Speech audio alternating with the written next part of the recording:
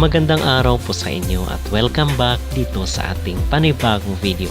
At very quick update lang po tayo dito kay Sofronio Vazquez dahil nandito pa po si Sofronio sa Pilipinas at ngayong araw po is nag-appear po itong ating kababayan dito sa programa ng It's Showtime kasama itong si Vice Ganda.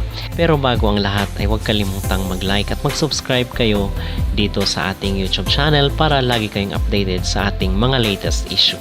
At nandito nga po si Sofronio Vazquez sa programa ng It's Showtime, itong non-time show ni Vice Ganda na kung saan is nag-perform siya sa kanyang awitin na Nandito Lang at available na po ito dito sa mga music streaming platform.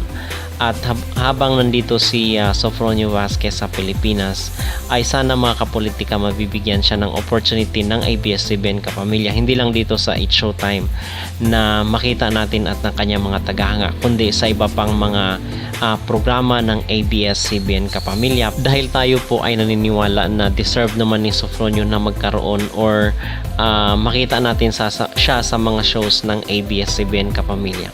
So mga kapolitika, we hope for the best at habang wala pang mga naka-schedule si Sofronio doon sa Amerika ay mabuti na dito muna siya sa Pilipinas para makihalubilo sa kanyang mga kapwa kapamilya artist at sa mga Pinoy. Okay? So mga kapolitika, ano po ang inyong magreaksyon dito sa pag-awit ni Sofronio ng Nandito Lang sa It's Showtime? Hindi lamang po natin ma-play yung video or yung song dahil meron pong copyright. Okay? So huwag kalimutang mag-like at mag-subscribe kayo dito sa ating YouTube channel para updated kayo sa ating mga latest issue.